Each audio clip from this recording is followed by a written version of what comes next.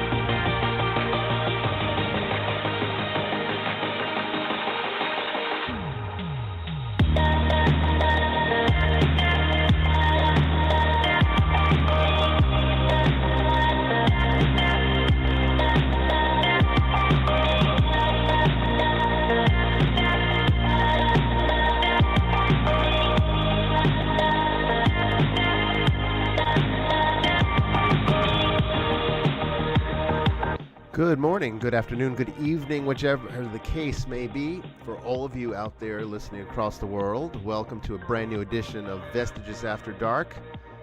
I'm your host, Bishop Bryan Ouellette, coming to you live from the foothills of the Appalachian Mountains on this March 3rd, 2021. Today we've got Open Lines Part 2. Trying to do a little more podcasting here to, I guess, bring back the energy of Vestiges After Dark. Kind of miss it. It's been a long time since we've been on a regular pattern with these, so don't go away. The show is yours tonight. You can call in at 516-453-0138. That's 516-453-0138. We'll be taking calls in the order that they are received, so if you want to call us, call now.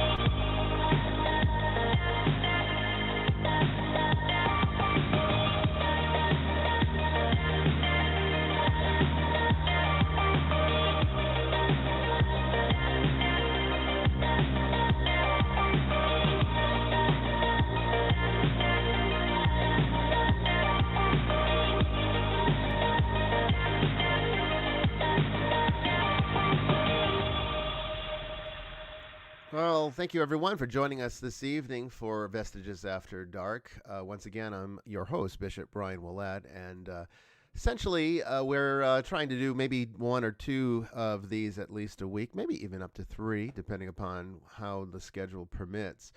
For those that are new to Vestiges After Dark, this is a show that's been in existence for a while.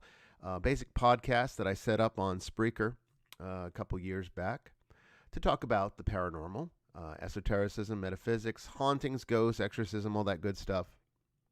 And you might recognize me from Ghost Adventures. I've been on with my colleague, Sister Mary Joan, about 8 times. So if you watch the show Ghost Adventures, used to be on Travel Channel, now it's on Discovery Plus. Well, I'm the guy that you've seen there doing exorcisms, and among other things. But essentially, Vestiges After Dark has gone through numerous formats. We've tried just an educational format. We've tried a guest format. Now we're doing an open lines format. So for the next several episodes, we're going to be trying to push the open lines method, but it's only as good as those who call in. Now, this is the issue that most people who enjoy this show tend to prefer listening on demand. Now, that's normally okay because on Spreaker, we weren't taking callers. But here on Blog Talk Radio, which is the new network and new platform, I should say the new provider for this show, that will help to facilitate this new open lines platform. Well, it really depends upon you guys, so you calling in is what makes the show more interesting, and hopefully we can get more people listening live so that becomes a viable thing. If it doesn't, we're going to try it a few times. If it doesn't, well, we'll go back to the old way of doing it. It's a lot cheaper to do it on Spreaker. Blog Talk Radio is a much more expensive service because you're adding functionality like a switchboard where literally hundreds of callers can call in. But it's an experiment. I get so many, as I mentioned last time, I get so many requests to bring this podcast back. But I think sometimes the audience really just prefers listening to me talk than actually interacting with guests or, answering questions from people calling it. Maybe, I don't know. I mean, you guys have to tell me. But hopefully we get some calls tonight that will bring some interesting conversation into this next 2 hours. We are here tonight to answer your questions. We are here tonight to listen to your stories. And it doesn't even have to be about the paranormal. If there's something else that's on your mind, if it happens to be about religion or something, we can cover those subjects too. It's open lines, open topics. That's kind of what I really wanted to do with Vestiges After Dark. If I was going to bring it back, it's like, let's bring it back in a big, different way. And I think we've done that. So the number to call tonight is 516-453-0138. Once again, that's 516-453-0138. And if you call, we might take you on the air and listen to what you have to say. Again, we get so many questions on Twitter, on social media, email, private messages that I don't even read. And I don't, I can only answer so much on those platforms. Tonight, I am at your disposal. You can talk to me. And you can tell me what's going on, and I'll give you my most honest, most basic assessment that I can, based upon whatever your needs might be. So it's kind of a fun little show, but it is absolutely dependent upon live participation. And like I said, this is a podcast. It's not a terrestrial radio show, so the listenership tends to be used to on-demand, listening when it's convenient. For them, which is great and fine. I mean, it's one of the beautiful things about podcasting. Unfortunately, it's not so great for a call-in show. But it's an experiment. We'll see how it goes. Joining me tonight is my colleague and co-host, Sister Mary Joan. How are you doing tonight, Sister? Good evening, all. Hope everyone's doing well. I'm enjoying a nice Wednesday night in the south side of Atlanta. Well, you can't beat that. I mean, it's starting to get a little bit more pleasant out there. The rain is starting to subside, and we're getting warmer temperatures.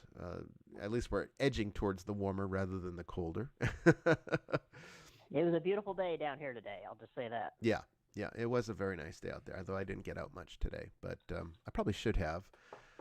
But I'm still recovering from this sinus infection, which you probably can hear if you're used to my voice. Mm-hmm. I'm sure you can tell that it's a little bit different, and the antibiotics are helping, but this has been a very slow recovery. Getting my, sinuses cleared, it's been miserable.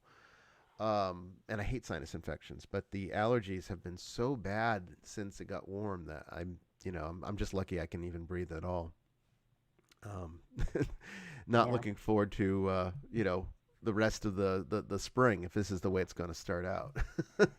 Yeah, we're in big trouble if this is starting now. Oh my God, yeah. I hope, I really definitely hope that it is not a precursor to things to come, but we'll see. We will see. Anyway, the number to call tonight is 516-453-0138, 516-453-0138. It's open lines and open topics, whatever you want to talk about. We're here to listen. If you need help, we're here to help the best that we can. If you got a story for us, we're here to hear that too. Paranormal or otherwise, religious or otherwise. If you want to talk politics, I'll even talk politics, and I almost never say that, but I'll do it tonight. You can, Bishop. I'd rather talk about Chupacabra and Bigfoot. Well, I've got while we wait for people to develop the nerve to reach out to us, I did see some interesting, an interesting thing on Tom Cruise.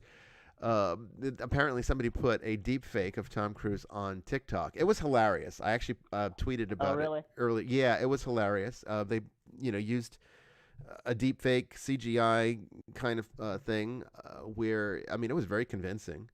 And they made him out to be kind of a lunatic, which is not too hard, but, it was kind of funny. And, it's completely not him. And it was just an indicator of how dangerous technology has become, because now, anybody could pretty much make anything and make you look like you're doing something that you never did. I'm thinking of how... Yeah, it's getting... Go ahead. Getting to the point where they're going to have to do it forensically, that stuff. Yeah, it is. And, I'm just thinking from the vantage point of somebody who's like extremely famous, like Tom Cruise, or even a politician, where it could be very dangerous if somebody were able to create something that is so convincing, but also scandalous at the same time. Yeah. And then the end result is, you could lose your career over something like that. You know what I mean? So that's a real that was something that I noticed today, and I was mentioning how this is also why I do not, under any circumstances, usually, occasionally, I might comment on a person's their paranormal videos. Sometimes they'll send them to me on social media. Sometimes they'll send videos through the church email. You've seen them. Oh, yeah. And, I don't usually like to make a comment because, first of all, I wasn't there for it. So I can't testify to the authenticity. And I do know today that anybody can create a very convincing paranormal video. So if you want to make a UFO flying over your house, that's easy to do. It used to be that you had to go and spend millions of dollars in Hollywood to get that kind of technology. Today, you can just do it on your computer with photoshopping skills. It's great on one level, but it's also dangerous to the work on the other, because people can very easily fake things, make it look convincing. We were even watching some show. I won't mention the show, though you guys probably will figure it out. But Sister Mary Joan and I were watching a show a couple weeks ago on paranormal activity and various videos of people making claims. And as we were researching them, even ones that were very convincing, and saying, wow, that's really fascinating. That's some of the most interesting footage I've ever seen. And as we were doing Google searches on these things, we were finding over and over again, they had all been debunked. All were fake. And this is a show that was promoting them as if, this is some credible evidence that's been vetted. Clearly it hadn't been, because we were able to vet it very quickly just using Google. But it goes to show you just how difficult it is now to get some kind of definitive evidence from and having to trust your source if it's not you. So these days, if it's not me taking the footage, and if it's not a colleague that I directly work with and trust, I don't tend to comment, because it could be, it could be completely fake. It's just like everything else that's going on in the world today.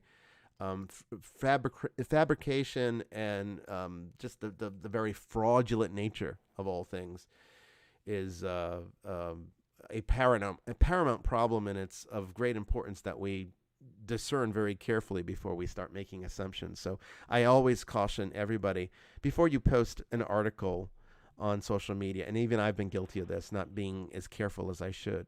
Before you post an article on social media that apparently points to some point of view that you agree with, make sure that you vet it. Make sure that you have confirmed to the best of your ability that this is something that seems to be reasonably true. A lot of times it's not. Most of the time, in fact, it's not. And I've got people on social media that are constantly inundating my feed with articles from all sorts of crazy news sources, and they'll throw in like little letters like CBS something in there, so it looks like it's legitimate. But when you really break it down, you find out that it's not at all. We've got a bunch of people on the lines tonight. This is great. So we're going to get started with taking calls. Yeah, this is wonderful. So let's go ahead and just jump right in. Got one in the chat room too. We'll come back to. Yeah, we'll come back to them. We'll take questions from the chat room as well for people that would prefer to do that. But calling in from the 504 area code from Louisiana, I believe that is. Hello, you're on the air. Hi, how are y'all tonight? We're doing great. How about yourself? Doing really well. So my name is Carrie, and I'm going to first preface with a question, and then go into the story behind the question. Okay. So have y'all ever encountered a situation where someone's spirit is not in their body, but they're in a coma? Sort of like an out-of-body experience where, are you saying like where the people that are fully awake and living experience the person walking around, but they're actually not there? They're seeing a sort of an out-of-body apparition. As in they're in a coma about ready to die. Yeah. I mean, that's rare. It happens. I've heard. I mean, I've definitely heard of cases. I don't think, Sister Mary Jane, we've never had that in any of our cases, have we? No, and I lost part of it. Is she talking about astral projection, or is she talking about out of body? I'm really not sure. So here's the story behind it. Okay. So, funny enough, I was going to a guided ghost tour, and I brought my mom with me. And if I get emotional, don't worry about it. I get emotional super easily. So it's not a problem. We were on this tour. Things were going great. I chose this place in particular because I know the spirits there have always been friendly. There's never been any cases of, malevolence or anything like that. The ghosts there have always been really nice, and they like people. So it's going great all night, and when there's one little room, and I decided to use the little grid, laser pin grid, and one person pointed out that they saw someone crouching. But as soon as someone said that they saw someone crouching, the whole atmosphere changed. Everyone agreed and started feeling very negative in the place, which is really unusual. Mm-hmm. And the whole night, I'm going by my last name. I felt it was more respectful because I'm a married woman. I figured, go by last name, so it's what those ghosts would be kind of familiar with. Mm-hmm. And then one of the volunteers who runs the thing goes, "Who's Carrie?" And I'm like, we all audibly heard someone say my name. Mm-hmm. And we're like, okay. I first thought, someone say my name? And right before that, I had a gust of cold air rush by me. And this is the deep south in the middle of July, so it's not much cold breeze going on. Mm-hmm. So what happens right after that is my mom starts getting emotional. I start getting emotional because earlier that day, my younger sister called me and said her biological father, my ex-stepfather, is in a coma. He had a heart attack. Mm-hmm. And he wasn't a good person. Mm-hmm. He was kind of like a psychopath. He was not a good person.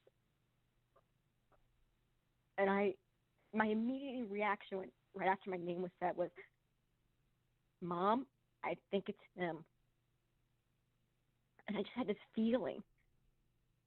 Yeah. And there was all this weird stuff that happened afterwards that definitely kind of going after us. But when I went back and reviewed all of the audio later, we definitely think it was him. But he dies 2 days later. Oh, wow. Okay. Now that makes a little bit more sense. Now, there are obviously reports going back for ages past of people that are in comas that seem to project outward and interact with the living, almost like a ghost would, but they're not dead, but at the same time, they're fully unconscious and have been for a long time. So that does happen. It's not, I wouldn't say it's common, but I mean, it's common enough that there are things written about it. People have experienced it. There are numerous testimonies we've heard regarding it.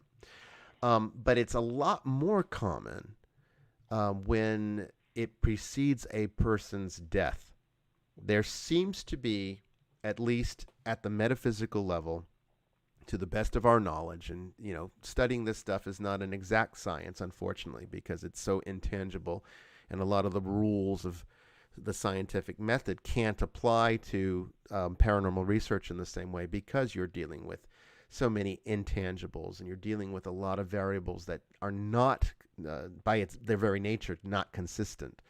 So it makes it a little hard to really pin down exactly what something is. But to the best of our knowledge, what we think it is, and the best explanation I can give you for it, is that there seems to be a disconnect that starts to occur when the dying process begins.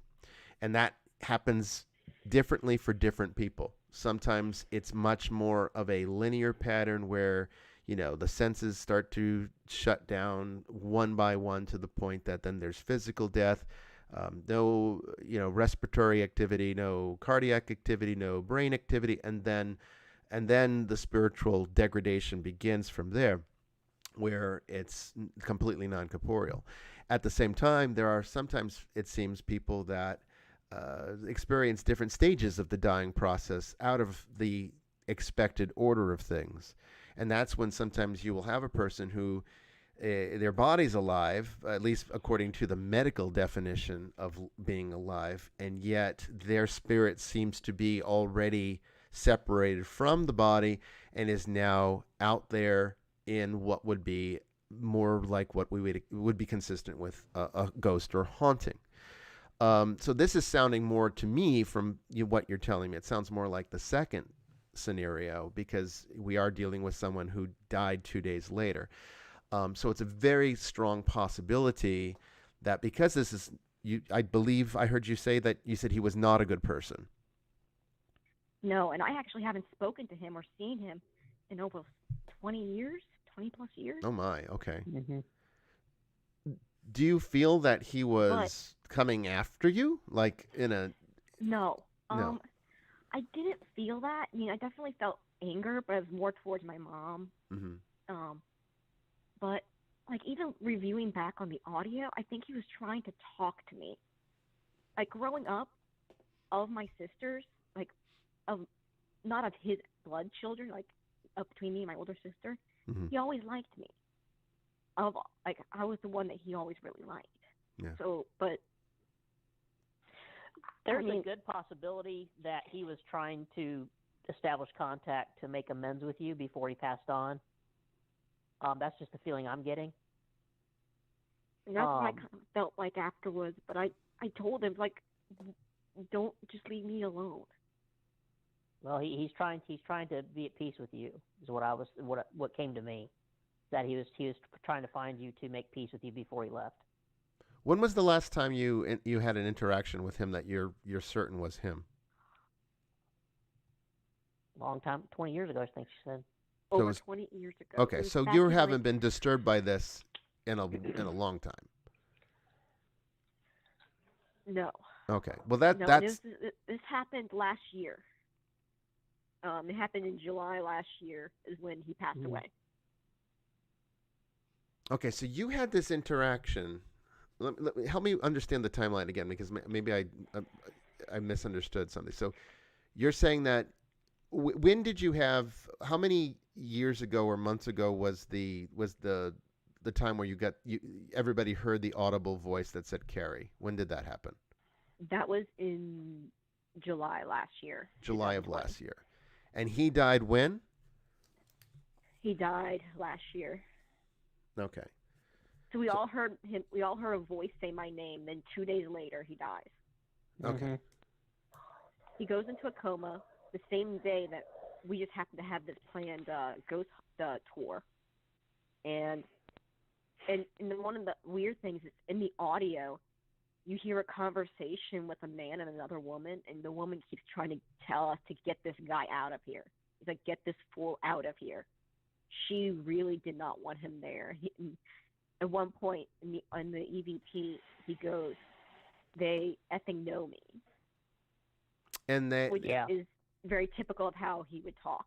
and He was coming into their space. his voice Yeah, was consistent with the voice he had in life. See, I haven't heard him in over 20 years. Okay. So I can't really tell. So you haven't interacted with him in physical normal space. You haven't interacted with him with 20 years, but then you had this happen last year. And this was the one and only encounter with him like this, or have there been others that have happened since? Well, the day after he dies, I kept hearing banging and scratching in my room. Okay. And I told my husband this, who doesn't believe in any of this stuff. He doesn't deal with any of this stuff. He lets me do the ghost thing on my own. Mm-hmm. And I told him about it, and he says, "I'll take care of it." And the next day, and I have never heard anything since. Oh, I don't know what my husband did. He's like, "I'll take care of it." He did it. He took care of it. And I've never heard, we have a fairly new house, so we never heard any kind of paranormal activity before. Right. And then the next day we started getting stuff. And you live in do you live in the New Orleans area? Just outside. Just outside. I mean, I'm going to be completely honest. I mean, that is one of the most haunted locations I have ever visited in my life. I mean, even the surrounding regions I grew up is with very. ghosts in my built-in, so. Yeah.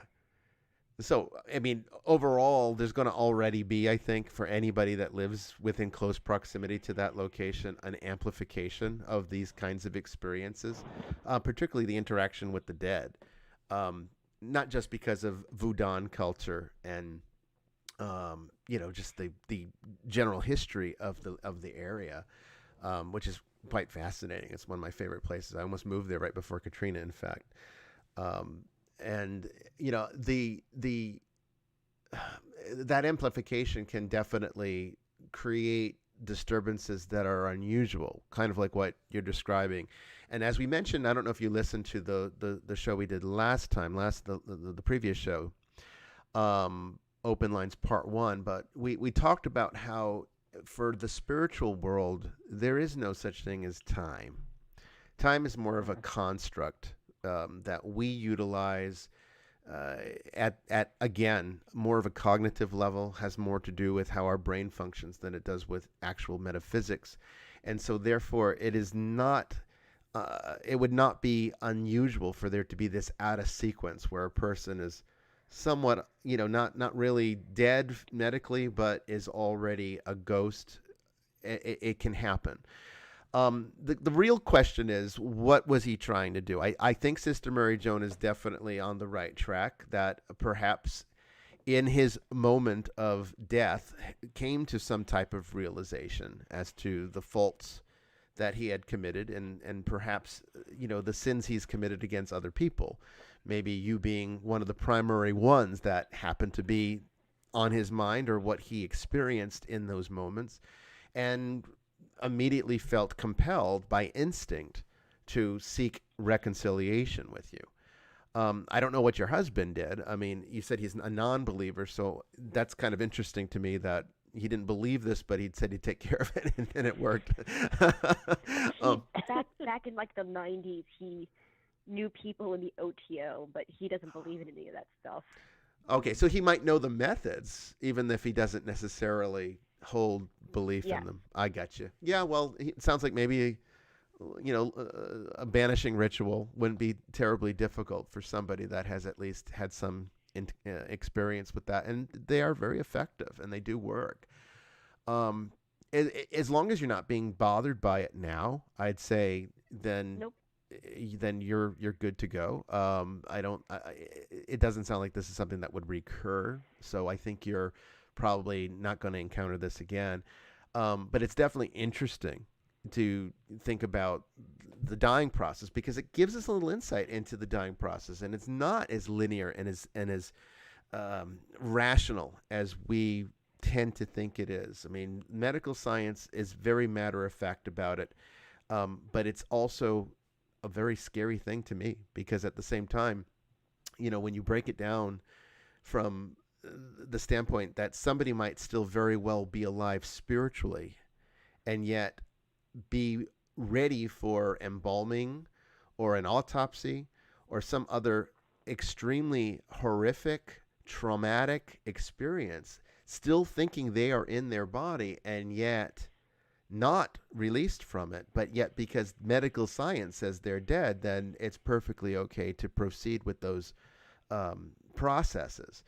And it leads to a lot of afterlife trauma, we have found. And this is why hospitals and morgues and places where these types of things take place can be very haunted places with very hostile entities, things that are very nasty and can lead to even spirit attachment, as we have seen in some of our cases. So I'm just glad that it didn't, progress beyond that. And fortunately, you had a husband that seemed to know what to do. And I mean, he might not know this, or maybe he does, but I have found that a person doesn't necessarily need to believe in a ritual for the ritual to work. We have, in numerous cases, been able to resolve problems for people who are atheists. They don't even believe in anything that we represent as a church or a ministry, ritually or otherwise, and yet we've been able to come in and use these rituals, and they work for them, even though they don't have any faith in them. So it's not so much, I think sometimes people get a little hung up on the idea that faith is a necessary component to getting better, but it's not so much faith. It's a willingness to want to be better, to want to get better, or to want to resolve the situation. That's what's more important. The person doesn't necessarily have to. What's that? Like intent? Yes, it is much more like intent than it is in faith. People sometimes think that you need to have the faith, and if it doesn't work, well, you didn't have enough faith. It's not about faith. Faith is definitely going to help, but faith is more like an amplifier too. So, if you are a person of faith, then you can use the tools of faith much more effectively than someone who doesn't. But at the same time, it doesn't mean that they don't work, because the rituals themselves are completely independent of your belief system. These things have existed for 2,000, 3,000, 4,000 years in some cases, not because they don't work, but because people have consistently found that they do, and they have been passed on and preserved for that reason, because they are valuable and they have been able to effectuate solutions for people that encounter these kinds of things. So really interesting, though, because like I said, it gives us insight into the afterlife process and the dying process. And I don't think he was, the fact that you didn't feel that he was coming after you in some type of hostile way, but more, it seemed like reconciliation. And hopefully what we can do is pray that he finds some peace, in the sense that he doesn't feel the need to go and seek other people out, that whatever needs to happen to resolve his spiritual process is available to him, and that he's able to do that, because it's never really good. Even people that are not good people, you really don't want to see them suffer in an afterlife condition, because you know what all it does is it just perpetuates other people's suffering, because people just they just get attached. They attach to others, and you get these hauntings, and innocent people end up getting mixed into that, and it can lead to years and years of familial trauma, where it gets passed on from generation to generation. That's the last thing you want. So I'm really grateful to your husband that he was willing and able and capable, of being able to solve this so quickly. Because I think the reason why you didn't have a long-term problem is because the solution was so expeditiously implemented. That really means a lot in this work. It's when people just get lazy, or they don't feel that there's any reason to carry it on, or that they think that it's their imagination at first, so they ignore it. And it only is when it gets so bad that they can't live with it anymore that they finally get help. And usually that's months and months after this has already had a chance to build and grow and feed off of the various energy streams that's keeping it going.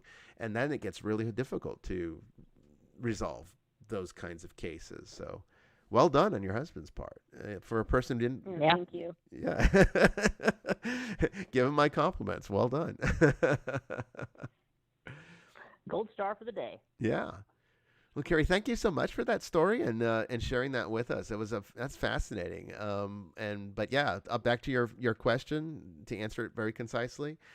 Yeah, that does happen. People can definitely separate from the body long before there is medical death. All right. Well, thank you very much. Yeah, thank you so Right. much. You Thank have a you, good Carrie. night. Take care. Bye. Yeah, that's a good one. Not what I was expecting, actually. I would say that, when you have a case where a person is being haunted, typically, the physical aspects has already been resolved. That's one situation where person is starting the haunting process long before, even before, not long before, it was only 2 days, but clearly he had already broken away before he was declared dead medically. And it just goes to show how flawed our medical process is for being able to actually define death. They can't. Yeah, the spirit had started to break away, but the tether was still connected to the body. Yeah. Or at least in some form, there was enough life in the cells to keep the illusion of life, but the person had already moved on and broken away from that physical. Because remember, metaphysically speaking, there's a corporeal and non-corporeal body. The physical body, the corporeal body, is what we're familiar with. That's the one that we can see and touch and we interact with every day. But that's the one that gets sick and dies as well. The spiritual or non-corporeal body is sometimes referred to in theosophy as the ethereal body or the astral body. It's a body too, and it sort of mirrors the same characteristics that a physical body would have, but it's no longer bound to the same rules that a physical body is bound to. So this is where it can pass through walls, and it can be in numerous places at the same time, by location, for example, or it can appear in different places almost instantaneously. These are characteristics that are more attributed to a ghost than obviously a physical person, but yet they will still, if it manifests enough energy, it can still look like the person when they were alive. And ghosts aren't walking around naked. Typically, they are wearing an ethereal outfit as well, because they believe themselves to still be in that same physical form.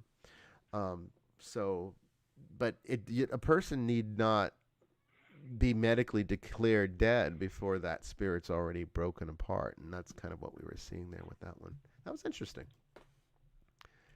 I liked It's a good story. Yeah, it was. All right, calling in from area code 802 in Vermont. Hello, you're on the air. Hi, Bishop Bryan. It's Peter. Hey, Peter. How you doing? Yeah, good to hear it. Good to finally talk to you. I don't think we've ever actually talked outside of our chats. Yeah. Indeed, it's a pleasure to been able to do so much for the ministry and everything, and meeting everyone involved, Danielle and Jessica and Joy, and having interactions with everyone has always been wonderful. So it's been a real treat. Well, I can definitely tell you on behalf of everybody, we really appreciate it. And I mean, I can tell you all the time, we are always asked when you're not able to be there. I always get inundated with a bunch of people coming to me. Where is Peter tonight? We miss his commentary. So you are very much you're very well loved by our community. It's a wonderful thing. Yes, you're loved. It's a great feeling. Hi, Sister Mary Joan. It's nice to finally talk with you as well. You as well, Pete. Good to hear your voice, bud. So my question kind of connects in a way with Carrie's previously. So Carrie's was regarding a soul that's still alive, projecting. Mine involves a soul that's departed, and I might tear up a little recounting this. About 5 years ago, my wife and I were pregnant or expecting with our second child, and my wife had a very very attuned. Like when our first child was born, she knew it was going to be a boy. And so when she got pregnant the second time, she knew, like, had the feeling that this was a girl. This was different. This was going to be our girl. And unfortunately, she lost the baby. Oh, honey. And it was very hurt. It was very a tough time for both of us. This was the first and not the only miscarriage that we would experience. I mean, we have 3 children now, and they're all wonderful, and 2 of them are rainbow babies, which, if anyone's not familiar with the term, are babies that are born after a miscarriage. Wow. But within about 6 months after the miscarriage, I had a dream, and this is kind of where I'm not sure if what I felt was very real, but like looking back on it, like maybe it was just a dream. But I kind of found myself in this most kind of peaceful valley. Like it was almost, it kind of reminded me of Austria, what I've seen in pictures. And it was nighttime. It was a bright full moon. There was a gentle wind. It was like a late spring, early summer. It was one of the most peaceful and calm feelings I've ever experienced in my life. And as I was looking around, all of a sudden I saw about probably a good 10 yards away from me this silhouette of a young little girl who stood probably about 4.5 feet tall. I could tell, even though it was dark, she had this big head of curly hair, and like just enough in the moonlight, I could tell it was red. My wife and I are both redheads. We are Irish. I'm Irish French descent. She's Irish German. Yeah. And as I approached her, the young girl, she held out her hand to me, and I took it. And as we enjoyed this moment, holding each other hands, the only thing she said to me was, "I love you, Daddy." And I awoke. So this was all in the dream aspect. So It was one of the most lucid dreams, clear, most peaceful feelings I've ever felt. And so in the morning, I didn't remember this.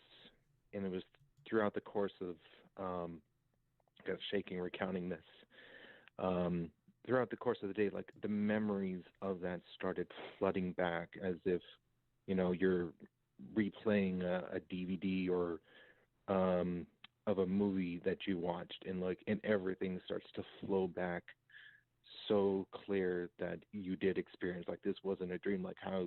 And so as I realized what I had experienced in my dreams, and I just felt this, I was crying, I was just remembering the emotion that I felt and the peace that I had in this moment with Zoe. That was the name that we would have named her. Mm-hmm, right. Mm-hmm. And I really felt, as I recounted this with my wife, I felt the only time I felt bad about this is that she never had any kind of experience with this. She didn't get that moment with her.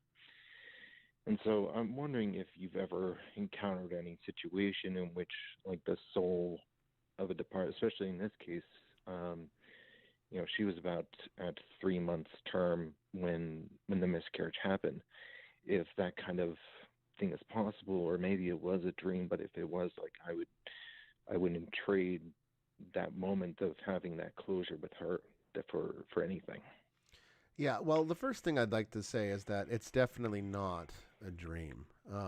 There's a difference, and I think you know the difference now, that between what is just random data that your brain is sort of consolidating and defragmenting from your day, which is, sort of an essential part of mental health. I mean, we have to enter into a certain amount of REM sleep each night in order to be optimally functional.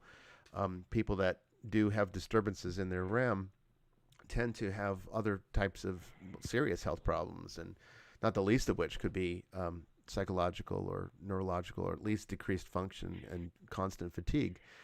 So REM is important, and getting that data sort of consolidated for whatever reason, what dreaming seems to be for, is that. But it feels very different when you have an encounter where you have these dreams that are, as you described, more lucid and far more ethereal. They seem to be something that sticks into your emotional nature in a way that you can't shake it. And it becomes an experience or a feeling that stays with you for the rest of your life. That's a lot more than just random data going through your brain and being consolidated through. So I think why there's a dissonance there is that we're really not trained to be able to distinguish the difference between what is dreaming in the classic sense or an actual astral or ethereal or spiritual experience, which can feel the same thing or feel the same way to the human mind, a perception. It's going to feel dreamlike because everything that we deal with here in the corporeal is so dense that anything that is spiritual is going to have a dreamlike quality to it, because it has a lot of the same characteristics. It doesn't have the same formal, tangible, linear rules that we're used to. The physics of the spiritual world are essentially nonsensical for our purposes. So it's going to be dreamlike in that sense. And naturally, when your logical waking mind reflects back on something, there'll always be that little bit in the back of your mind that says, oh, maybe it was just a dream, but still something lingers that's different. That quality that you're talking about, that lucid quality, that lasting quality, feels different, and that's how you distinguish. Almost tangible. Almost, yes. Almost tangible in a sense. I've had many, not a lot, not a lot, but I've had enough, I should say, of those kinds of quote unquote dreams that I'm very familiar with the difference between the two. So that being said, first of all, not a dream. Second of all, let's talk a little bit about both the metaphysics and some of the theology involved of what you're dealing with. And you've probably heard me talk about this before. I know I've said this at Mass, and it's an important point to know because the church used to teach that the unbaptized would go into this state of limbo. And limbo's a real thing metaphysically. We deal with that a lot in the work that I do. So limbo is definitely an existing problem that can occur. But the church used to teach very, I guess you could say, very harshly, this idea that if unbaptized babies or children just go into limbo, because it's kind of in their mind was different from hell. That they didn't necessarily need to be punished eternally, but yet there was no way that they could enter into a state of salvation. Fortunately, the church is a little more enlightened today, and now the official teaching is that if a person's intent was to baptize, then that is a baptism by desire. The three types of baptism: baptism by water, which is, of course, the standard way in which it's accomplished; baptism by blood, which is by martyrdom, dying for the sake of Christ; and then baptism by desire, which is a person who fully intended and fully was prepared to receive baptism, but died before it could actually be conferred through the normal way. So this definitely applies to not just stillborns, but miscarriages as well. It's something that is an intrinsic part of the, I guess you could say, the theological metaphysics of the church today, and it definitely helps to shed some light on what you experience there, because what the church has also always taught, which is why abortion is such a big problem theologically is that the church can't unteach the reality metaphysically that life begins at conception. So no matter where you stand on the political spectrum, no matter how liberal or progressive you want to get, and if the agenda happens to be, that it's choice, almost to the point that it's not even about pro-choice anymore. It's really getting to a point of pro-abortion. It cannot remove the metaphysical reality that life begins at conception, and we can even justify that through Scripture. So for people that are real Bible thumpers and want some biblical evidence for this, you can just go by the story of John the Baptist in the womb, when Mary, who is also pregnant with Jesus, he leapt in the womb when he sensed him near. That would have been sort of a kind of a ridiculous thing to talk about if we were just talking about a mass of cells in there. The fact that there was recognition that this was John the Baptist, and this was Jesus. This was, even though they were still in the womb, they were still recognized as those individuals.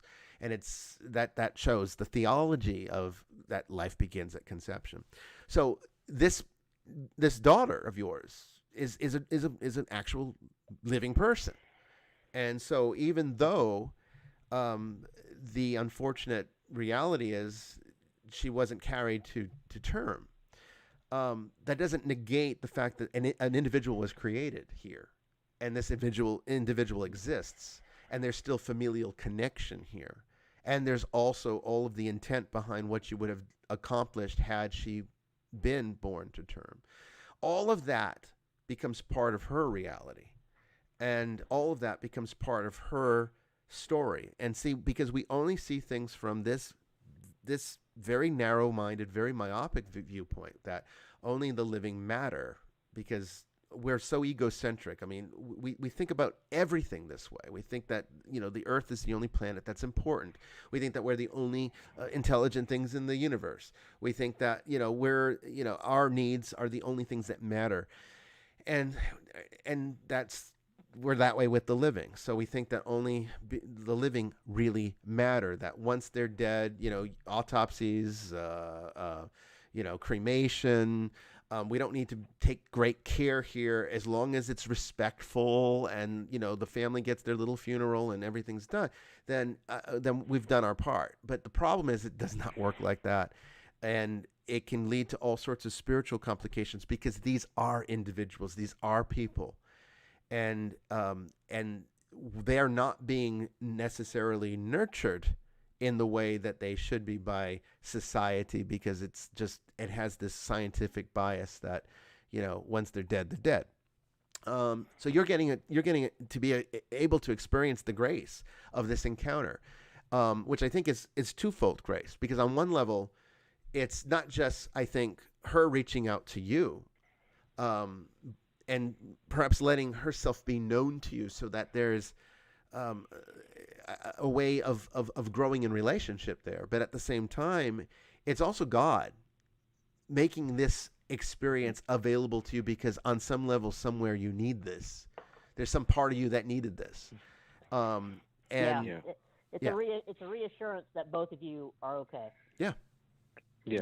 And I haven't attempted in any way to reach, other than like a prayer, my children, they're 6, 4, and 1 now, but they know that there was going to be another sibling, but that they're in heaven, and so they know, and I haven't tried in any way to contact her again. That whole experience was enough of a gift and closure to that I didn't need any more. Sure, I would have loved more time than that one moment in the cosmos to be with her. But it was, I understood in my sense, I knew what it was and what it entailed, and that was enough of what I needed to experience that moment with her. Yeah, and in addition to that, and I agree completely, I think you definitely have exactly the right mindset for how you approach this, and it's best not to try to reach out in any kind of obsessive way, as we sometimes see with people that are into the paranormal, perhaps, and become obsessive when somebody close to them dies, and that's obviously not a healthy thing, because that can lead to attachment on both ends. And you've heard me talk about that too, so I know you know this. But at the same time, these are special moments of grace where occasionally God does allow the dead to interact with the living when there's a need for it, when there's something spiritually that must be accomplished through it. And sometimes, when there's, I mean, I wouldn't call this necessarily unfinished business. It's like business that should have been started that never got started. And so there needs to be some way of, I think, reconciling that, and this is the experience that was given to you as a gift in order to do that. But at the same time, I would even challenge you to see it even more deeper than that, because I'm sure it feels very much like she's out there and you're here, and you came together in this moment to kind of, like Sister Mary Joan said, let each other know that you're both okay. But at the same time, it could actually be a lot more involved than that. There could be actually something a lot more wonderful going on here than that. Did you see the movie Gladiator all those years ago? Yes. Okay, so are you familiar enough with the movie? Yeah. Okay. Yeah. Gladiator has the this scenes with his son and wife. Yes. Mm-hmm. He's walking through the Elysium Fields, which is sort of the Roman concept of heaven. And throughout the movie, he starts the movie, I think, with this vision, and then right before he dies, he starts fading in and out, and he's seeing this. But he starts having this vision even before anything happens to his wife and son. And in the end, what we can, as the viewer, extrapolate from that moment in the movie is that this was his heaven. His heaven was going home to his wife and son, which he had been deprived of because of his duty and all of the crap that he had to deal with from the son that was the jealous son, who all of the stuff that was going on in that movie. But I think that kind of experience is kind of what you're having too. I think what you got was not so much an encounter with her, but yet you're experiencing that afterlife moment early. You're getting a taste of that experience in the kingdom of heaven when that distance is no longer going to be a factor. And you're sort of already, for that moment, able to perceive it. And because you've heard me say this before, and, I'm pumped up full of antihistamine, so sometimes I get cloudy and I'm not making a whole lot of sense, so bear with me if I don't.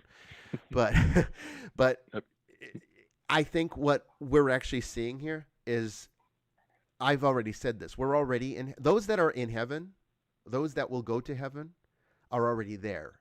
They just haven't realized it yet. Because if heaven is a timeless place, timelessness by nature of what it is physically cannot be something that happens later. Timelessness is always happening, which means that anybody that gets to heaven is already in heaven. It's just the reason that we haven't realized it is we haven't caught up with it. And theologically, you can say this is true because in Scripture we also hear where we know that, by the cross and the death and resurrection of Jesus Christ, death and Satan have already been conquered. But you're like, well, we're still sinning. We're still being tempted. We're still dealing with the demonic. So if he conquered it, why do we still... And it's because we haven't caught up with the reality yet. We haven't woken up. And even in Buddhism, there's a realization of this. Nirvana is not someplace you go. Nirvana is something that you just wake up and realize that you've already been there. You're already there. You've always been there. You're never not there. It's just Nirvana is realizing it and samsara is not realizing it. So in heaven, in Christian terms, you could say heaven hasn't been realized. It's and hell is being ignorant to it. So I think what you tasted was heaven. I think you tasted a bit of what your first moments are going to be. You're going to experience that very thing, that interaction, that encounter. and because on some level you're actually already there. It's just the rest of you hasn't caught up with that experience yet. But it catches up with us all. We all die eventually, and when that occurs, we wake up. That's when we become alive. We're not there. We think we're alive now, and we think we're going to die and then go off to some kind of spiritual, ethereal place. It's not going to be like that at all. It's going to be very, very different than what a lot of people are expecting. What it's really going to be more like, if I can use this limited vocabulary, is that it's going to be waking up to realizing that we have been asleep all this time, and everything we thought was so important and so meaningful, and we spent so much time wasting on complaining and bickering and arguing and fighting wars and all the awful things that people do, we realize how meaningless and pointless it all is, and then we wake up into actual life. And you got a taste of it early. So, I mean, I think that's a wonderful thing, and I think that's something that you should definitely treasure for the rest of your life, which I know you will. That's a great story, Peter. I do. Yeah. That could you explain for... why it was exclusive to him as well. Yes. You got a preview of what's in store for him. And well, thank you so much for the validation. It's very relieved to kind of hear your explanation and your thoughts and interpretation of what I experienced. Like, in a way, like, I kind of knew, but I wasn't sure. And so thank you for listening, for all the kind words in the chat that I can see scrolling on my screen right now as I'm talking with you guys. And so thank you so much for listening. Thank you, Bishop, for bringing Vestiges back, it's just, thank you. Oh, my pleasure. My pleasure. And thank you for calling in. But I mean, honestly, we have got a great community out there. We really do. So we're just blessed to have you with us. And we're blessed to have heard you share this wonderful story. It's so life affirming in so many ways. Yeah, we cherish it, Pete. Yeah. All right. Well, I will thankfully end my call and let someone else get to experience this tonight. So thank you, Bishop Bryan. Thank you, Sister Mary Joan. Thank you again. Thanks, Pete. God bless, brother. Thank you. Take care, Pete. Bye. That's a good one. I mean, there's no question, that in my mind that is him experiencing a taste of the kingdom. Pete got us all crying over here. Yeah, a little emotional. God bless him. It's wonderful. Beautiful thing. Okay, we're going to take a little break. We're at the top of the hour here. Don't go away. I know we see some calls on hold. Don't hang up because you're going to lose your place. Okay? So stay tuned. We'll be right back. When I'm with you, I am able to keep pushing my limits and all the trials that I have. Well, I'm going the distance with you.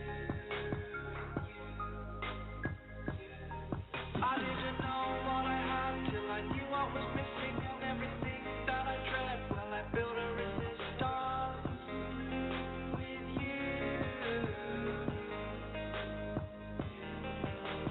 Catch me when I fall, and I'll keep you off the ground. You're gone, I wish you'd stay. I could look at you all day. Time was well spent, that's with you. That I need to spend my life here with you.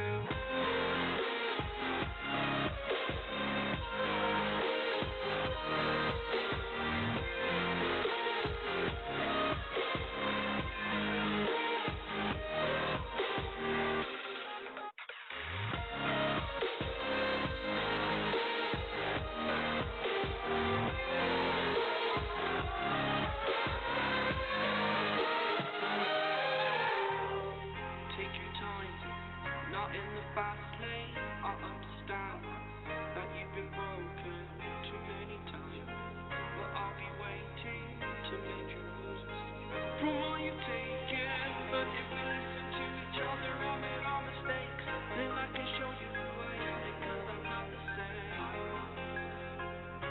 I'm better with you.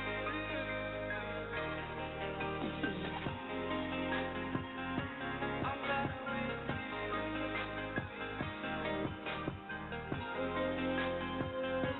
I'm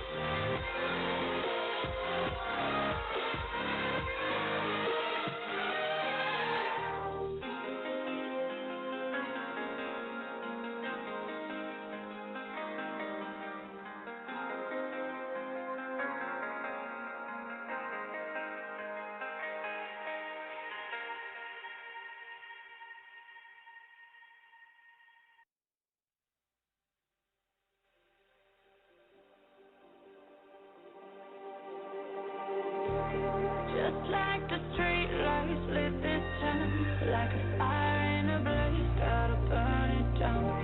Can't be afraid to leave this out. We got this far, don't know how. I see danger in your eyes. They know we'll burn down the night. Coming just like the sunrise. You know that we gonna let it out. Tonight, we gonna let it out. Tonight, we gonna let it out. Like the sunrise, we gonna let it out.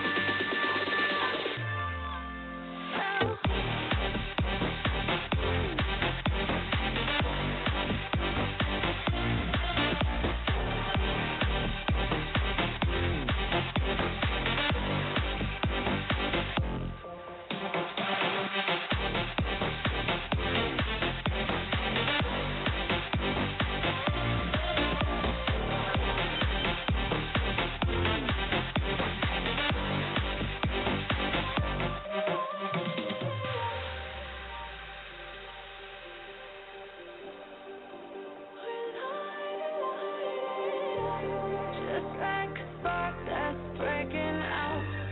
Can't make a stop, can't turn back now. We know that there's no room for doubt. No, we can't turn back now. I see danger in your eyes. They know we'll burn down the night. Coming just like the sunrise. You know that we gonna let it out.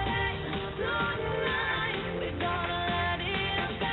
Tonight, we gonna let it out. Just like the sunrise, we gonna let it out.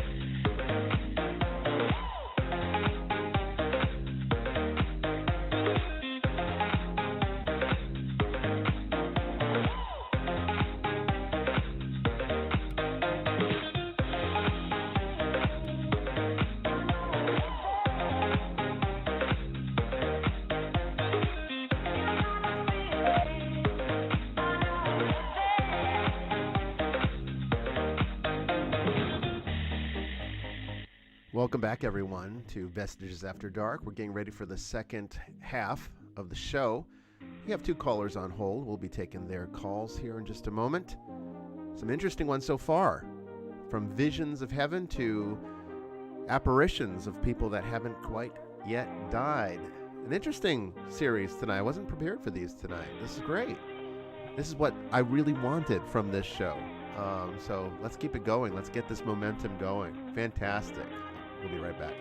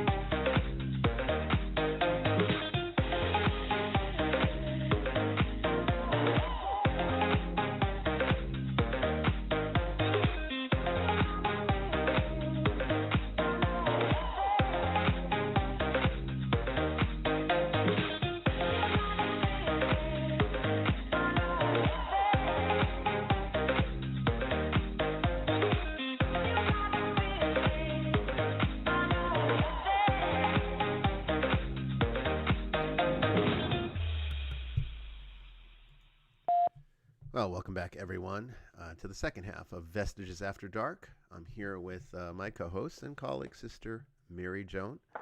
And Hello, all. yeah. Hope you like the little music here. It helps me rest my voice and take some water in because, it gets dry when you're talking for an hour straight. Yep. All right, let's go ahead and get back to the calls here. Okay, so this is from the 314 Missouri area code. Hello, you are on the air. Hello, Bishop. My name is CJ, and me and my wife have been dealing with something paranormal. Okay. Been kind of, it's been scratching. It's been knocking things off the wall. It's kind of, we found a piece of glass that was nowhere else in the house that kind of appeared, kind of tossed towards my wife one night. And we have had a priest in to bless the place, and she's undergone a minor exorcism herself, but it just seemed to shift everything, and now it's more poltergeistic than it was before. How long have you been dealing with this now? I'll hand you over to my wife. This is Ashley. Okay. Hi. Hi, Ashley. Hey, Ashley. So we moved back to California. So we moved back to California in 2017, and we live with my parents. So this is my childhood home. Okay. And it's been here since I can remember. So probably since I was like 10 or 11 is like the first time I can remember, because that's when I really started like noticing weird things I was doing. Like I stabbed myself with some scissors. I purposely like put my bike kickstand into my leg. This force here has been really strong, but after the house was blessed, you could just feel like a shift in the energy. Mm-hmm. And for like 2 weeks, I was in like this depressive mode, and I didn't want to do anything. It's been really bad. It affects me the most, and then it's been affecting my youngest daughter the most at this point. So any of the kids that sleep on the bottom bunk wake up screaming like within 30 minutes of going to sleep. I mean, waking up and screaming like for someone to help them. Mm-hmm. Yeah. There's something under that bed. I just don't know what, but I can feel it there. I have had stuff that's hung up on my wall for my business, and it keeps forcefully taking it and throwing it off, and it's like thrown at me like in the middle of the night. My glass jars were thrown at me just like a couple weeks ago from off the wall. I've seen a man, and I explained this to the priest, and he has never heard this before, but he was in like an orange jumpsuit, and half his face was burned. Okay. And I keep getting a name from him, and I only get one name. And so when we ask, like, who's here, who's doing this to me, it's always the same name that comes up. And that's the only name they will give us. We did ask, like, if anybody had died in this house before, and the same name came up. And then it said that 3 people died, but one of the names was the only name that I've ever heard. What name are you getting? Michael? Okay. All right. This is sounding very much like wrathful spirit. So to those that are not completely familiar with my categorization system for, paranormal disturbances of a demonic or malevolent nature, there's the 4 categories. Fallen angels, which are the big ones, and that's the ones that are mostly responsible for demonic possession. And then there's elementals, created or thought forms, and the 4th category is wrathful spirits, which are actually individuals that were living people just like us who had died either traumatically or unexpectedly or in a state of extreme agitation, hatred, wrath, whatever might have been going on. And that's what they become. So wrathful spirits will definitely do the kinds of things that you're describing here. I'm a little concerned about the broken glass thing. I was actually asked about this earlier today. Believe it or not, we shot a sort of a expose documentary last month for Dateline Australia, and the producer that I'm working with is reviewing some of the footage from the investigation that we shot with them. And he wasn't present because he's in Australia, and because of COVID-19, it's been difficult to leave. And so he was watching the footage for the first time, and he noticed in the interview that we had with the client, we were asking about, did you hear the sound of broken glass, or do you find broken glass somewhere in your house? And he thought that was a peculiar question. And he wanted to know, what does that even mean? Like, why would you ask that? What's the relevance to that? And I said, well, we really don't know, other than the fact that in genuine cases of malevolent spirit attachment or demonic attachment, there seems to be either the sound of broken glass or actual broken glass in the environment during these disturbances. And he said, well, what do you think causes that? And I said, well, the best that I could come up with as a theory is that something that is resonating at the demonic frequency interacts with glass or has some kind of relationship to that same frequency that either breaks glass or has that sound of breaking glass. So the fact that you're getting that, and you mentioned that without even knowing this, is interesting to me. And it definitely lends some credibility that it's definitely towards the malevolent side, that this isn't just some haunting or some kind of thing that doesn't know what it's doing. This seems like it's very intentional.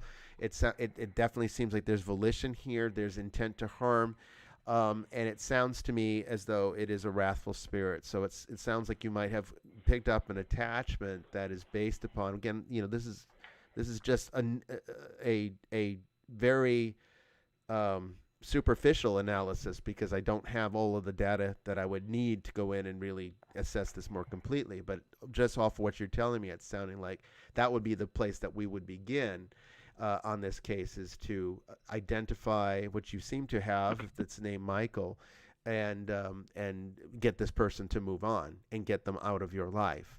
That could be very difficult to do, however, if the attachment is getting a lot of gratification off of causing harm to either you or your family members. In those cases, sometimes there has to be a far more aggressive strategy at work. So your CJ mentioned that you had a minor exorcism performed. Yes. And that was on you? It was a minor exorcism performed over you or over the environment? Over me, and it was at the bishop's house. Okay. And how did that go? So was it... Okay.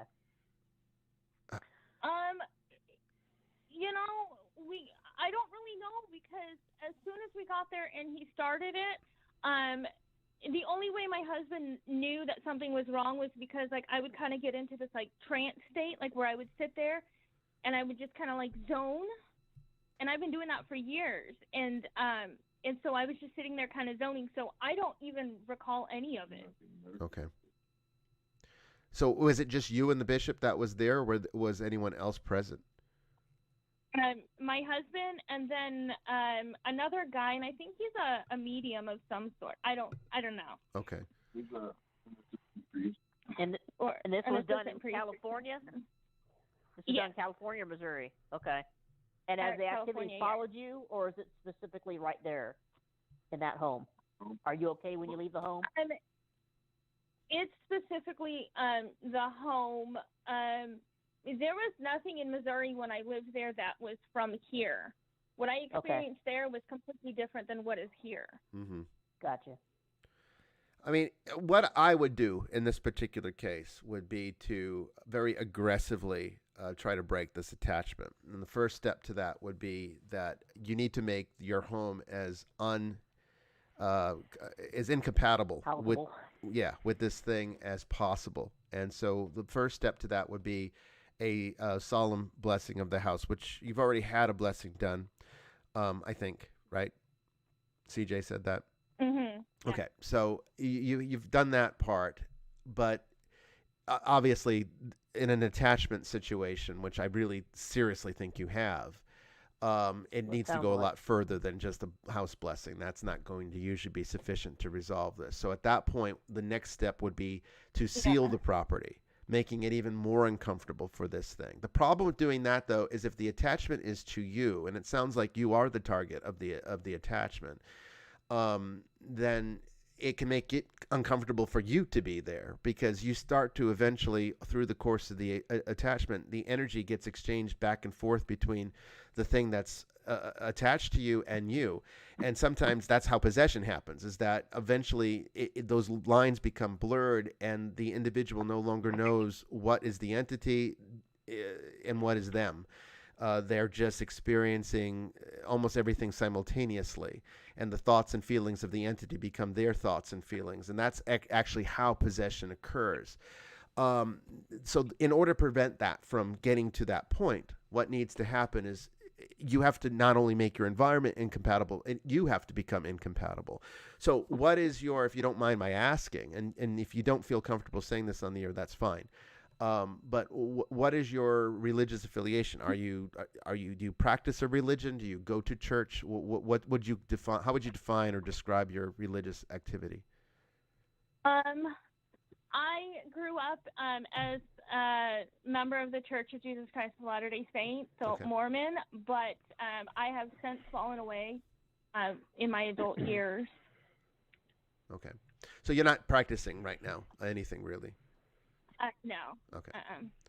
Well, the first step then for you, and this is how you cleanse yourself, is you would need to start getting some type of spiritual practice going. And it doesn't necessarily have to be formal, although formal religious practice is always going to be a little bit more effective at this type of thing, because you're literally changing your energy. Just think energetically. It's not even just about, whether or not this religion's the correct one, or this path is correct, or that going to church is better than not going to church.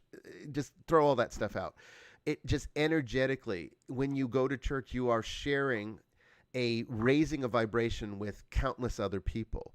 That has a sort of compounding effect on everyone else that's there, which is why people that do go to church typically feel very good after, developing a strong relationship with their particular parish, because there's an exchange of energy there that is very life-affirming. It raises that vibration. It connects them to higher realities, makes prayer more effective. So they feel good about doing it. However, when we fall away, what ends up happening is we disconnect from that. And now anything that we do to raise our vibration has to be from our own power. And if there's something attached to us that's draining that power, then it becomes very difficult to be able to make any effort on our own, because simply we just are not strong enough. It's kind of like, being infected with the disease, but without the help of antibiotics, you just constantly feel sick.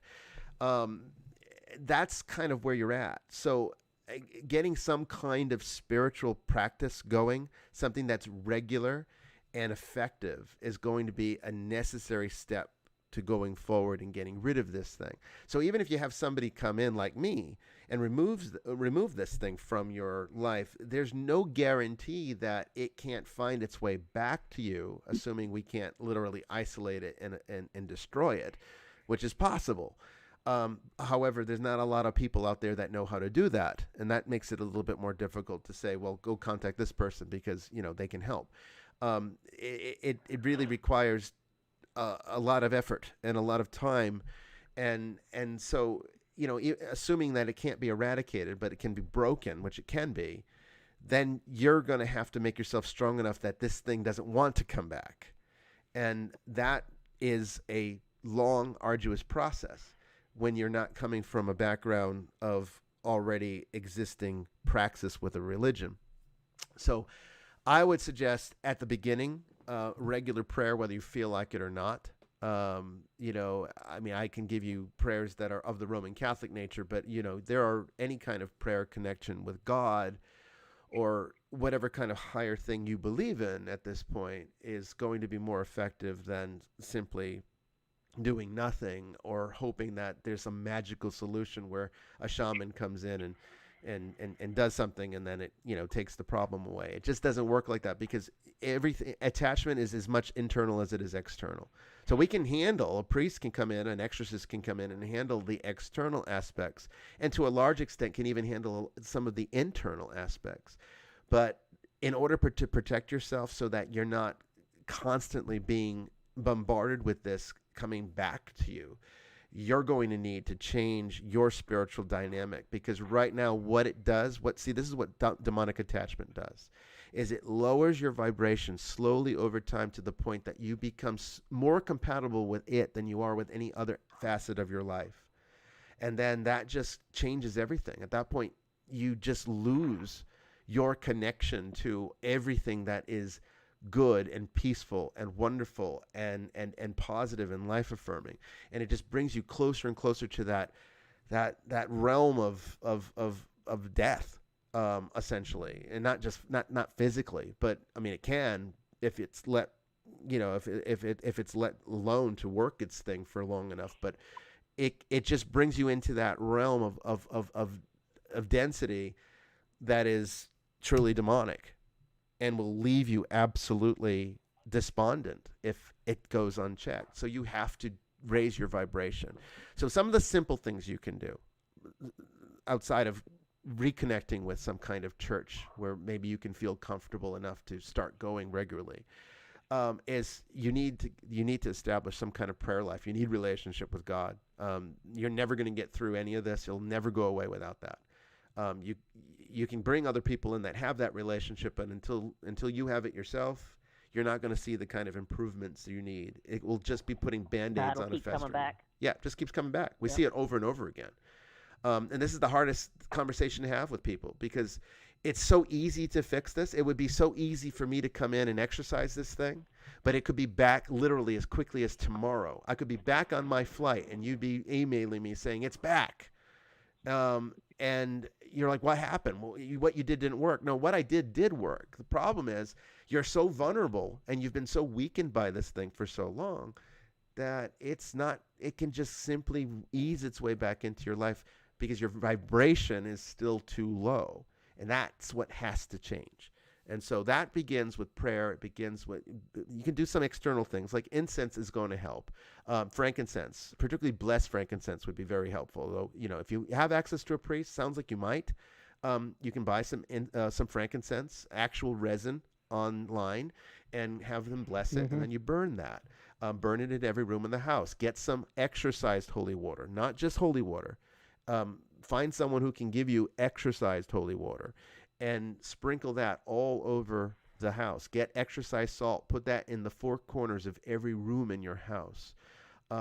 Sprinkle your bed. Make your entire environment as sacred and as peaceful as possible, and cultivate that aura of peace. You have to stay away from even just simple negativity. Arguments in the house. You have to just stop that. If you have a lot of fights, you need to stop that, because that just lets it back in.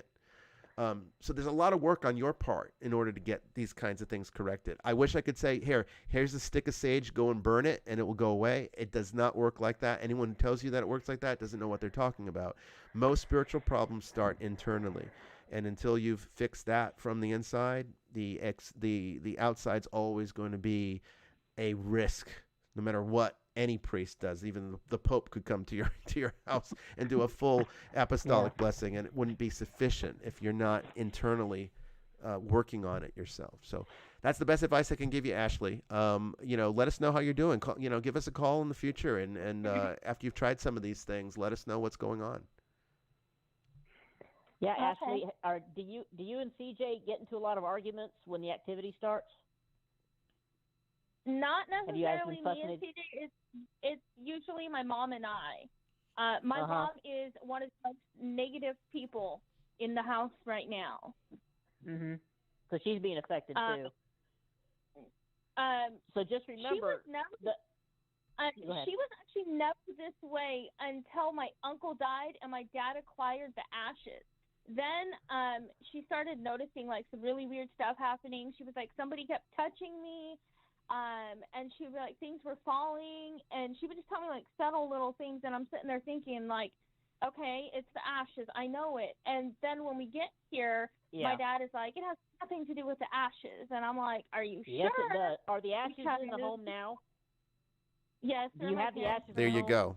That's going to be well, there's 90% of your right problem. there. You've got to get rid of those ashes. Yeah. Bishop, how many times do we hear this? Over and over again. It's almost every case. It's the ashes for sure. I mean, I would say that. That's imperative. Yeah. I mean, a lot of the things that I told you still apply. A lot of the things I told you still apply, but those ashes need to be rested, and they need to be ritually rested. You can't just go and toss them. They have to be done correctly. So the best way would be to have a priest perform the actual rite of burial. But in lieu of that, which can sometimes be cumbersome and difficult to accomplish, what you can do is take the ashes to a place where the person would have been very happy. So if you know a little bit about them, enough to say that this is a place. If they like the ocean, well, then scatter them into the ocean. If they like the mountains, take them to the mountains. You can also bury them, but not on your property. It has to be someplace that is going to be away, where the energy that is contained there can dissipate on its own naturally and organically. And that could be literally all it takes to get this to stop. It really could be that simple, because ashes act like a beacon to these things. It's not necessarily the person that's doing the haunting or the disturbance or has the attachment. It's not necessarily the dead person. What it can be is that any archetype of death, and ashes are a corpse. They might not seem like, they don't smell like a corpse, they don't look like a corpse, but they are a corpse. They are bodily remains, at least metaphysically, energetically they are. And that has to be properly taken care of. So this is why the church teaches that.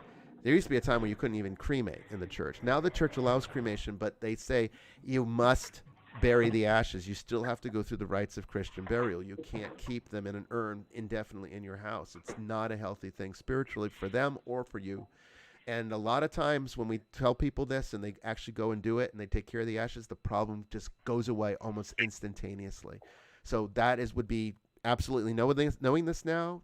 That would be my first step. Second step would be everything else I told you. Your gut was right, Ashley. Your gut was right. That's a little hard because growing up as a Mormon, we don't really talk about paranormal because I don't believe in it. So telling my parents that the ashes have to go has been really hard because my dad insists that there's nothing wrong. Yeah. So your dad lives with you right now? Yeah, I live with both my parents, yeah. So, okay, so you live with your parents, so it's their house, and, the only thing I can tell you, they might think it's, you could try it, have them listen to this broadcast if they're not already listening. I can tell you from my vantage point, okay, I've been doing this for more than 2 decades, for 20 years, so if I thought, and I'm going to be very, I'm going to be very frank right now. I'm not a bullshitter. Okay. So I wouldn't be involved in any kind of work that even remotely falls into that category. And I know a lot of people think the paranormal is bullshit. I would not be involved with it and have made a life working within it if I did not know the things that I know and see the things that I've seen in the course of my career. I entered this as a skeptic. I entered this world as a skeptic. I entered it as somebody that came into it to debunk it, to cast doubt upon it. And I came out now a person who realized that spiritual illness is a massive problem. It's almost, if it was ethical to charge people to get help, it would be a major industry, because capitalists would be all over it. It'd be such a big moneymaker, because there's just so many people with the kinds of problems that you're describing, and there would be a lot of money to be made if they could. It wouldn't be ethical. It's not right. It's simony, actually. So that the church helps in these situations completely free of charge because it's the only right thing to do. But people have to listen. So I know that people don't think that ashes are a big deal. They are a major big deal. You wouldn't keep a corpse on your mantle, right? You wouldn't let your great grandma rot in the basement for the next 20 years. No one would think of doing that. But all of a sudden we think, because they're ashes and they don't smell and they don't look like a person, that it's okay. But there's bone fragment in there. There's still energy of that individual in there. And it's also a symbol of death to those also that have died, or other things that resonate at that frequency of death that come in and attach themselves to the people that live in close proximity to those objects. So it's extremely important to get those ashes rested. Have a talk with them. That's all I can suggest, and tell them that, listen to this show. I'm fairly well known for what I do.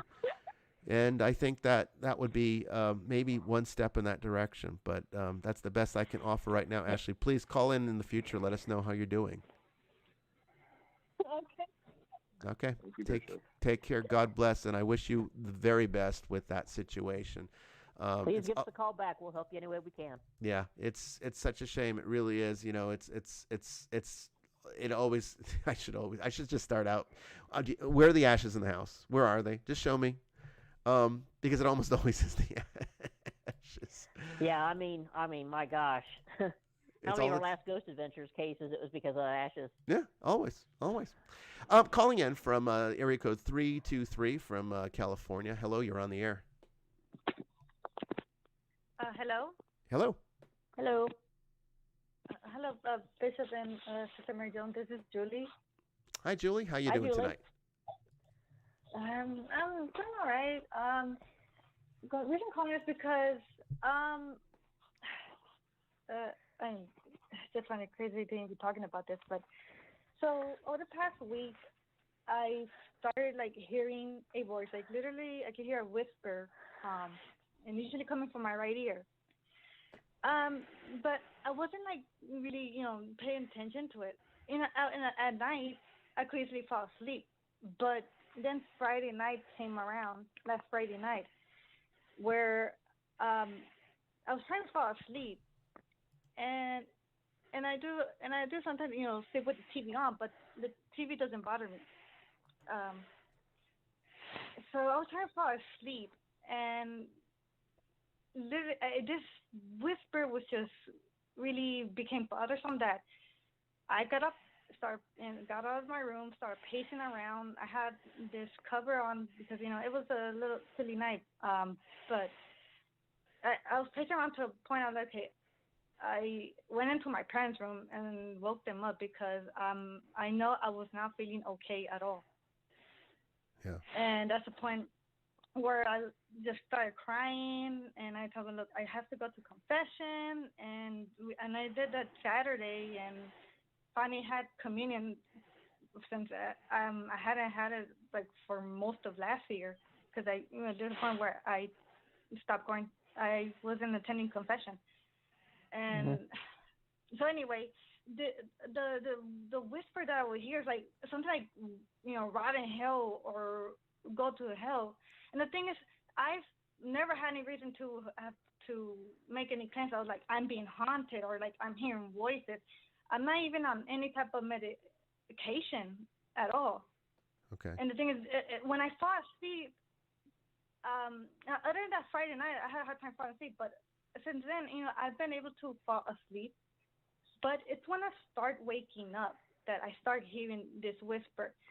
And no matter where I go, I started going on walks with my mom and her friend, and then I can still hear the voice, and I'm trying, I try to ignore the voices, the whisper that I'm hearing, and it's just, I'm just, I don't paranormal investigate. I don't go by, I don't go by objects or have received any objects that would trigger anything. Of course, right now I don't even have a job right now. Yeah. So I'm kind of at a loss right now. Why is this happening to me? Why am I suddenly hearing this whisper that's constantly at me, no matter what? So you've never had anything like this at any point before in your life? No, never. Never. And when would you say it first started? When was the first time you heard it? How long ago? I know it was last week. It was definitely last week. I don't know if it was just the weekend after Ash Wednesday or was it that Monday after Ash Wednesday. And, I was hearing this whisper, and I would try to distract myself. I'm like, this is just weird. I would try to go outside just walk around the outside of the house. We have cats that live outside that we see. No one else in my family, not my parents are not affected. Not my dog. Although sometimes I thought, okay, he kind of noticed something weird with me, but nobody's being affected by this. It's just me. Julie, is it saying anything to you? Can you make out what it's saying? Or is it just like a sometimes whisper in your I hear ear? like rotten hill or like gutter or something like that. Yeah, sometimes I can hear. Sometimes I can hear well. And then there was this Sunday, I think Sunday morning, when I was waking up. I'm pretty sure I heard something like your mom and dad hate you. But see, again, it's just the moment, the Friday night where I just got really bothered. Like I haven't been, it really scared me. And it's just really weird hearing like a whisper, and I don't know why it's causing this. I don't know. Yeah, you went to confession and you received the Eucharist, yes. Correct? Yes. And did that not offer any improvement? No. So you still hear it even after receiving those things. Yes. I mean, I hate to say it, but this is sounding again very much like a wrathful spirit that somehow you came in contact with recently within the last week. I mean, again, this is the kind of way in which it happens. We once had a client that had a very similar thing to what you're describing. They were hearing only in one ear, and it was affecting them only in that one ear. And we had to do several blessings where I would take the crucifix with the medal of Saint Benedict on it and perform a solemn blessing over that person's ear over and over. I do have a medal. I have two medals. One is the miraculous medal. One is Saint Benedict. Okay. They're both blessed. My mom's friend, my mom had contacted it's her friend on Sunday night. She talked to her about what's going on with me, and she also wanted to complain because we both want to go talk to a priest, and so she came by and she brought some things with her, like some exercise salt, and she gave me a little bit to put on my tongue. Okay. So she has holy water, but we have holy water here too, and also oil, and also these medals. When she put on the medal and she put it on, as soon as she put on the Benedict medal, the medallion it fell, not the necklace, but the metal medallion, it fell. Though she's certain she put it on, and her friend also said that she did, and she prayed on me too, and she did say that she did feel something. She felt something. I mean, it sounds like an attachment. It does, and I would venture to guess the attachment point is on that ear where you're hearing the whispers. So what I would suggest you start doing here is obviously continue on with receiving confession as needed, and going to Mass to receive the Eucharist every week. I think that is an essential part of getting this thing resolved. But at home, what I want you to do, since you have holy water and you have those medals, what I want you to do is I'd like you to sprinkle holy water on your ear every time you hear that voice. Anytime you hear a whisper, anything like that, anytime you feel unsettled, bless yourself with it. So sprinkle a little around your ear, and then put the sign of the cross on your forehead, and then do the sign of the cross each time. And when you do that, I want you to pray, eternal rest grant unto them, O Lord, and let perpetual light shine upon them. What this will do is twofold. First of all, by doing this repeatedly every time, if my suspicion's correct that this is a wrathful spirit, then this will help them to break away and move on, leave you alone. And this is a more gentle way of doing it. If after several weeks of this, now you got to give it time because everything is a process and things are not immediate in this work. Sometimes it can be, but you can't count on it being immediate. Right. So after I would say give it at least 5 or 6 weeks and see if there's improvement with doing this, and maybe even putting the medal of Saint Benedict, put it on like a connected to maybe a rosary or something, and then put that underneath your pillow when you go to sleep at night, so that it's constantly your ears are constantly very much in close proximity to it. And then after 5 or 6 weeks, see if it's improved any, and see if it's getting less and less severe. If for whatever reason it's getting worse, and after 6 weeks you're still, it's or it hasn't even gotten better, then at that point it would be something that you need to be more aggressive with resolving. So at that point, I would definitely get the help of a priest. I would have a priest come in and tell them what you're experiencing, and hope and pray that they are at least somewhat skilled in taking care of this. I think you need to have your house blessed, because I think that's going to also help. Have you had it blessed in the past, or has it never been blessed? Yes, and my parents, they think they had it blessed also years ago, Okay. with a priest who used to, who used to be at the parish we go to, but he's not in this one anymore. Okay. Well, I would see. He's a nearby parish. I would see if you could get it done again. It's sometimes a good idea to get it blessed more than once, particularly after a problem starts. It can definitely make things better. But more importantly, it would be you receiving the Eucharist and making this thing uncomfortable, particularly around the area where you're being affected, which is your ear. That one, the right ear, I think you said. Yes. Yeah, okay. So the right ear is where you're going to concentrate the blessing. Put the holy water there. When you put go ahead. Oh, sorry. It's because even right now, just a little bit. It's low, but I can hear like something. Okay. I can't make out what it is, but it's just I can hear like it's breath or whatever. It's just I can hear that little whisper. If it progresses, then obviously it's going to be different. If it starts getting to a point where you start hearing things where it's more malevolent, if it tells you something like that, you need to go kill yourself, then at that point you have to take more conventional, a more conventional approach, and seek the proper help with psychiatry or a psychologist or a therapist to talk things through, even if it's a Catholic counselor. My mom just recently they're both because before I started hearing the voice, like there was this I can't remember. It was also recent, but it was before I started hearing the whisper. And it was just one day I was just looking up at my, I just looked up at my mirror. I have a closet. Well, it's not a mirror, but it's a closet, and it has and it has mirrors. I can tell. And I think I just had finished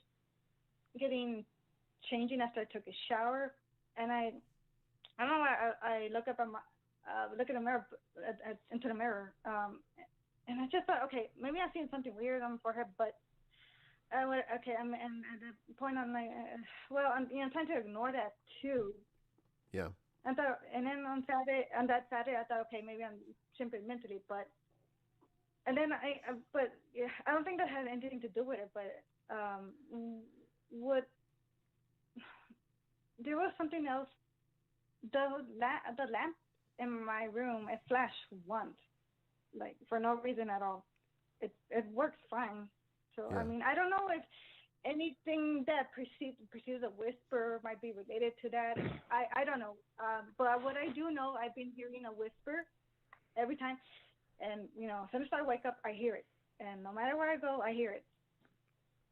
Do me a favor. Try to, I don't know, most cell phones have a recording app that you can download. And what I'd like you to also do is to, when you're hearing this voice, I'd like you to turn on a recorder.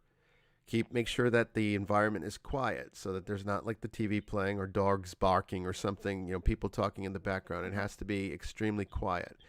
But when you hear that voice, turn on the recorder to see if you can capture it on audio, because that will help to also give us an idea as to the nature of the problem. And obviously, if it can be picked up with an audio device, then you know that it's definitely something that's external to you and not something that's happening on an internal level. At that point. Yeah.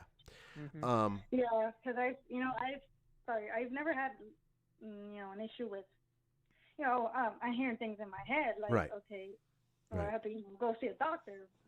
Yeah. So this is I have my cell phone, so I use the voice recorder on that. Okay. Yeah. Use the voice recorder and see if you can capture it at the time, in real time, that you're hearing it. That gives us a lot of information, actually. This is something I would tell anybody that, any client that we would be going to, I would be telling them the same exact thing. But as far as like trying to get this thing to resolve, assuming it is a spirit attachment, it sounds like it could be. It sounds like it could be a wrathful spirit that you picked up. It can happen. We can just come in contact with one at the store. It doesn't have to be haunted locations. You don't have to be going to evil places to pick up a malevolent attachment. You just can cross paths at the right time, or maybe it's the wrong time, depending upon how you look at it. And, now you have an attachment. And I think being outside of a state of grace, knowing that you needed to go to confession, but you didn't go for a long time, that can leave you spiritually vulnerable to these things. So it's always important to make sure that your spiritual health is optimal by doing the things that the church provides, the grace that the church provides that can keep you healthy spiritually. That helps. But in the meantime, what I want you to do, 5-6 weeks, okay, sprinkle your ear, do the sign of the cross, pray eternal rest grant unto them, O Lord, and let perpetual light shine upon them. Let's try to continuously move this thing on and see if we can get to a breaking point. What you should hear when it occurs is a pop, because we've had this before. This is not an unusual situation. There's almost always a pop. Oh my God, I think I've heard a pop. I think I have heard, sometimes it's just really weird. I hear like a pop, but no, I'm sorry. I think I've heard a pop, but I mean, and have been pretty scared and nervous, so. Yeah. And I'm like, it's understandable, honey. Yeah. I mean, it's okay to be scared, but just know that everybody here is wanting to help you, okay? So just relax. You're amongst family. Yeah, I know. I'm sorry if I'm not, if I'm coming off like uneven, or because I am nervous and it's understandable. It's okay. And I have no reason to make up something like this. It's just why would I want to put myself through that? So. No, we don't even worry about it. I mean, we believe you, and like I said, we've seen this before. This is not an unusual. Oh yeah.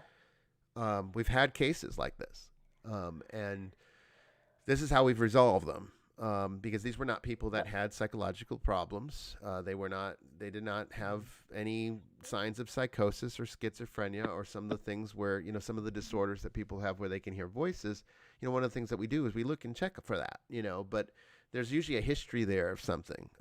So I'm not seeing that with you. Of course, I'm not doing a full assessment. This is just a very superficial analysis of what you're describing. But this is what we would do. Is we would go through step by step and work to try to break this. Spirit attachments happen, and hearing their voices speak nasty things to you is one of the manifestations that can, in fact, occur. The good news is you can break it. And additionally, as far as praying for this person to move on, you can continuously bring grace into your life.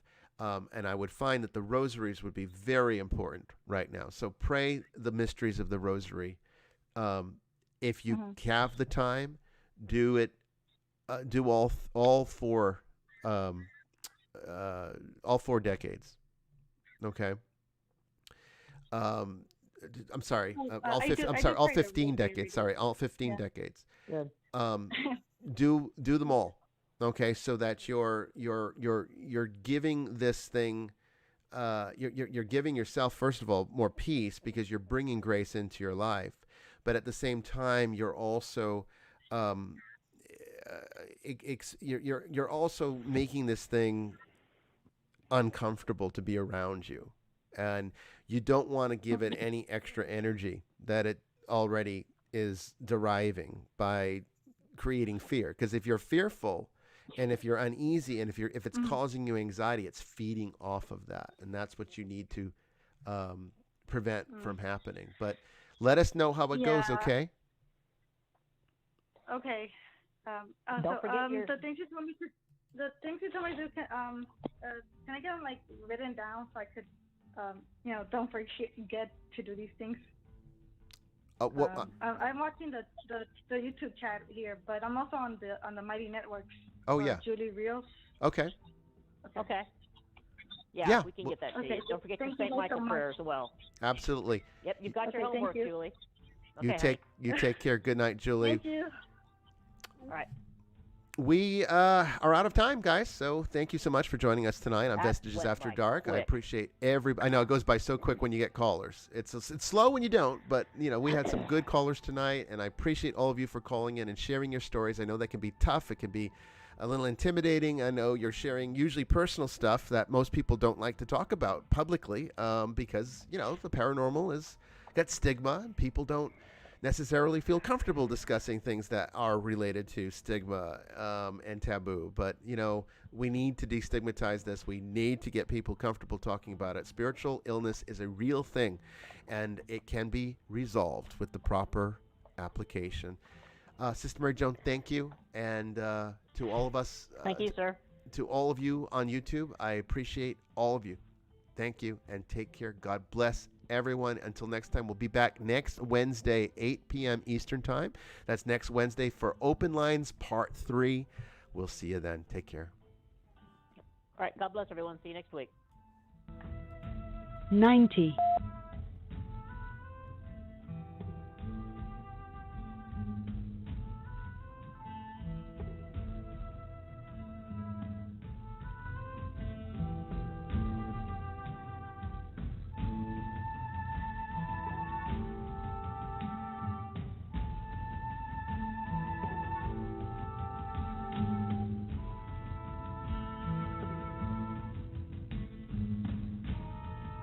60 seconds.